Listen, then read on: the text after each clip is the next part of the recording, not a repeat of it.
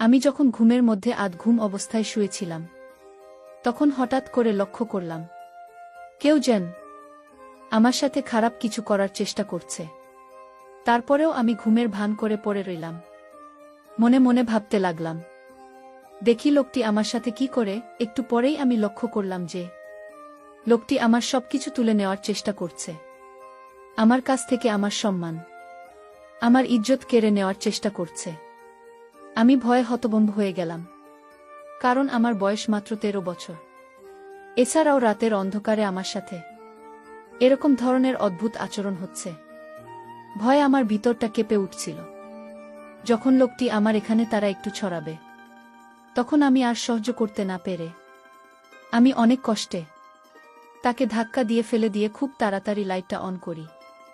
তারপর light on করে আমি যা দেখতে পেলাম তাতে আমার প্রায় পায়ের নিচ থেকে মাটি সরে যাওয়ার মতো অবস্থা হলো। বন্ধুরা, গল্পটি অনেক ইন্টারেস্টিং। আশা করি তোমরা পুরো গল্পটি খুব মনোযোগ সহকারে শুনবে। তবে গল্পটি শুরু করার পূর্বে তোমাদের নিকট আমার বিশেষ অনুরোধ, তোমরা অবশ্যই আমার চ্যানেলটি সাবস্ক্রাইব করে আমাকে সাপোর্ট করবে। হ্যালো বন্ধুরা, আমি সুস্মিতা আক্তার সুমি, আমার ডাক নাম সুমি। আমার বাড়ি ফরিদপুর। আমার বর্তমান বয়স 22। আজকে আমি তোমাদেরকে যে গল্পটি বলবো, তখন আমার বয়স ছিল মাত্র 13। ঘটনাটি হয়েছিল বন্ধুরা আমার আপন মামার সাথে, যেখানে আমার মামাই আমার জীবনের সর্বপ্রথম এত বড় সর্বনাশ করেছিল। আমার মামার বাড়ি আমাদের বাড়ি থেকে প্রায় 10 কিলোমিটার দূরে ছিল। গত গ্রীষ্মের ছুটিতে আমি আমার মামার বাড়িতে বেড়াতে গিয়েছিলাম। 15 দিনের জন্য গ্রীষ্মের ছুটি পেয়েছিলাম। খুব মজা করার উদ্দেশ্যে আমি আমার মামার বাড়িতে গিয়েছিলাম। খুব আনন্দ হবে সেখানে, মনে মনে খুব উল্লসিত ছিলাম। আর তাছাড়াও আগেও আমি মামার বাড়িতে যেতাম এবং আমরা মামা মামি আমি এবং আরও অন্যরা সবাই মিলে খুব আনন্দ করতাম। খুব মজা হতো সেখানে। যাই হোক, প্রথম দিন মামার বাড়িতে খুব আনন্দ উল্লাস করে আমি যখন রাতে শুতে যাব, ঠিক সেই মুহূর্তে মামা আমাকে ডাক দিয়ে বলল, মৌসুমী, তোর মা আমি অসুস্থ। কি জানি হয়েছে, সকাল থেকে মাথা নাকি প্রচণ্ড ব্যথা করছে, বিছানা থেকে উঠতে পারছে না। আর মৌসুমী, এদিকে সারাদিন আমি কাজ করে এসেছি, আমার শরীরটা ম্যাজ করছে। গত পরশু আমি কবিরাজের বাড়ি গিয়েছিলাম। কবিরাজ আমাকে এই তেলটা দিয়ে বলল যে প্রতিদিন রাতে ঘুমানোর আগে এই তেলটা দিয়ে ঘুমাবেন। তবে তেলটি যাকে দিয়ে দেবেন তাকে বলবেন অবশ্যই তেলটি যেন প্রথম এসে নাক দিয়ে শুকে নেই। তারপর সে আপনার এখানে তেলটি দিয়ে যাতে খুব ভালোভাবে মালিশ করে দেন। মৌসুমী, গতকালকে আমি তোমার মামিকে দিয়ে এইভাবে তেলটা মালিশ করে নিয়েছিলাম, কিন্তু আজকে তো আর পারতেছি না। আজকে তোমার মা আমি খুবই অসুস্থ। এখন তুমি যদি কিছু মনে না করো, তাহলে দয়া করে আমার এখানে তেলটি দিয়ে একটু মালিশ করে দাও। পিছন দিকে তো আর আমি একা একা মালিশ করতে পারি না, তাই তোমার হেল্পও আমার খুবই প্রয়োজন। মামার মুখ থেকে এরকম ধরনের করুণ কথা শুনে আমি মামার এখানে এই তেল দিয়ে মালিশ করতে রাজি হয়ে গেলাম। কোনো দ্বিধা করলাম না, কারণ সে তো আমার আপন মামা। তারপর আমি মালিশ শুরু করতে যাব। যখন মালিশ শুরু করতে যাব, তখন মা বলল, মৌসুমী, সর্বপ্রথম তুমি এই তেলটাকে আগে শুকে নাও। তারপর 1-2 মিনিট পর কবিরাজ মশাই বলেছেন আমার শরীরে মালিশ করার জন্য। আমি মামার কথা অনুযায়ী তেল থাকে কিছুক্ষণ শুকলা। সুখের সাথে সাথে আমি অনুভব করলাম যেন আমার সমস্ত মাথা ঝাঁকি দিয়ে উঠেছে, সমস্ত শরীরটা ঝাঁকি দিয়েছে। কেমন জানি একটা ঝাঝালো ভাব আমার কাছে লাগল। তাতে আমি কিছু মনে করলাম না। আমি ভাবলাম হয়তো এটা এই তেলের একটা অন্যরকম পাওয়ার। তারপর আমি তেলটাকে আমার ডান হাতে নিলাম। তারপর মামার পিছনের দিক থেকে যে জায়গায় ব্যথা অনুভব করে সে জায়গায় দিতে শুরু করলাম। মামা খুব আরাম পাচ্ছিল মনে হচ্ছে আর বলছিল, মৌসুমী, তুই তো খুব ভালো করে মালিশ করতে পারিস। এত সুন্দর মালিশ তুই শিখেছিস কোথা থেকে? আমি বললাম, মামা, আমার বাবারও এরকম ধরনের ব্যথা করত। ছোটবেলায় আমি বাবাকে এভাবে মালিশ করে দিতাম আর বাবাও খুব আরাম পেতে। বাবার কাছ থেকে মূলত এরকম সুন্দর করে মালিশ দেওয়া শিখেছি। মামা আমার কথা শুনে মুচকি হাসি দিল আর বল, তাই? আচ্ছা ঠিক আছে মা, তাহলে আমাকে একটু ভালো করে মালিশ দাও, আমি তোমার মালিশ পেয়ে খুব আরাম পাচ্ছি। একেবারে চোখে ঘুম চলে আসছে মামার মুখ থেকে এরকম ধরনের প্রশংসা শুনে। আমি খুব আনন্দ পেয়েছিলাম আর মামার এখানে মালিশ দেওয়ার জন্য খুব আগ্রহী হয়ে যাচ্ছিলাম, কারণ মামা আমার খুব প্রশংসা করছিল।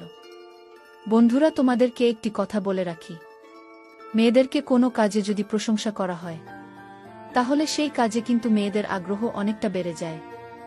আমার অবস্থাও ঠিক সেরকমই হয়েছিল। মামার মুখ থেকে প্রশংসা আরও বেশি পাওয়ার জন্য মা আমাকে খুব ভালোভাবে মালিশ দিতে শুরু করলাম। এভাবে আমাকে প্রায় 10-15 মিনিট মালিশ দেওয়ার পর আমার কেমন জানি লাগছিল, মাথাটা কেমন জানি আমার হঠাৎ করে ঘুরে যাচ্ছিল। বুঝতে পারলাম না কি হচ্ছে।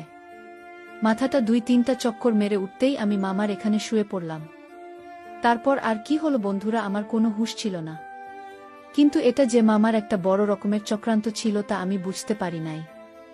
এই তেলের মধ্যে হয়তো এমন কিছু মিশিয়েছিল যে কারণে 10-15 মিনিট পর আমি এভাবে পড়ে গেলাম।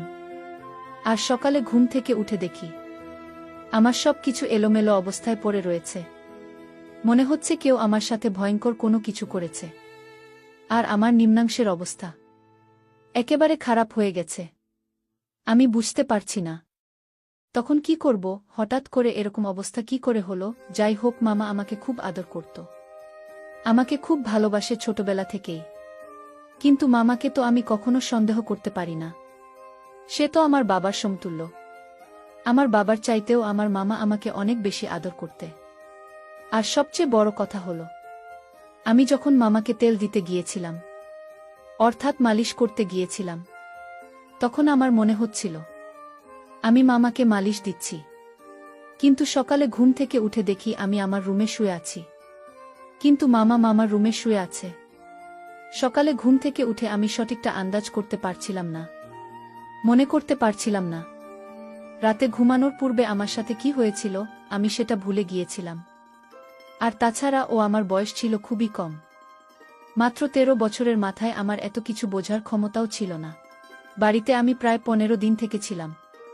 15 দিনের মধ্যে আমার সাথে 15 দিনই এরকম ধরনের অনাকাঙ্ক্ষিত ঘটনা ঘটেছে, যা আমি কখনো কল্পনাও করতে পারি নাই। প্রথম দিন তো আমি ভেবেছিলাম হয়তো আমি সেটা কোনো দুঃস্বপ্ন দেখেছি, বা রাতের বেলায় আমার স্বপ্নে কিছু হয়েছে, যে কারণেই আমার এই অবস্থা হয়েছে। কিন্তু দ্বিতীয় দিনেও আমি দেখলাম আমার একই অবস্থা। আর আমি আস্তে আস্তে তার শরীর আরও অসুস্থ হয়ে পড়ল। কিন্তু প্রতিদিনই মামা আমাকে দিয়ে এভাবে প্রথমে মালিশ করানোর নামে এই তেল তাকে শুকাতে। তারপর কিছুক্ষণ পরে আমি হুঁশ হারিয়ে ফেলতাম, আর কিছুই বুঝতে পারতাম না। তারপর আমার সাথে অদ্ভুত ধরনের কিছু হতো। আমি সকালে কিছু বলতে পারতাম না, মনে করতে পারতাম না। শুধু এটুকুই বুঝতে পারতাম যে রাতে কেউ আমার সাথে খুব বাজে আচরণ করেছে, তা আমার এলোমেলো অবস্থা দেখে খুব ভালোভাবে বোঝা যাচ্ছে। মামার বাড়িতে বেড়াতে যাওয়ার প্রায় 10 দিন হয়ে গেল। প্রতিদিন আমি এভাবে মামাকে তেল মালিশ করতে যাই। তারপর আমার হুঁশ চলে যায়। তারপর আমার সাথে কি হয় আমি কিছুই বুঝতে পারি না। বিষয়টা নিয়ে আমি খুব চিন্তায় পড়ে গেলাম। কি করা যায়? আর তখন তো আমি খুব ছোট ছিলাম। সকালে প্রতিদিন ঘুম থেকে উঠে দেখি আমার অবস্থা একেবারে খারাপ। আমার সব কিছু এলোমেলো হয়ে আছে। মনে হচ্ছে কেউ আমার সাথে খুব বাজে আচরণ করে। প্রতিদিন কি আমার সাথে এরকম ধরনের বাজে আচরণ করে? আমি কিছুই বুঝতে পারছিলাম না। কি করব ভেবে কোনো কিছু পাচ্ছিলাম না। হঠাৎ করে আমার মাথায় একটি বুদ্ধি আসলো। আজকে আমি দেখব কে আমার সাথে এরকম করে, কার এত বড় দুঃসাহস। আর তাছাড়া মামার বাড়িতে মামিমা, মা আর আমি ছাড়া অন্য কেউ তো নাই। তাহলে আমার সাথে কি এরকম আচরণ করে? আমি তো কোনো কিছু ভেবে পাচ্ছিলাম না। আর মামা আমার সাথে এরকম আচরণ করবে তা তো আমি কোনোদিন কল্পনাও করতে পারিনি। চিন্তা করলাম আজকে যেভাবেই হোক এর রহস্য আমাকে খুঁজে বের করতে হবে, জানতে হবে কে আমার সাথে প্রতিদিন এরকম ধরনের আচরণ করে।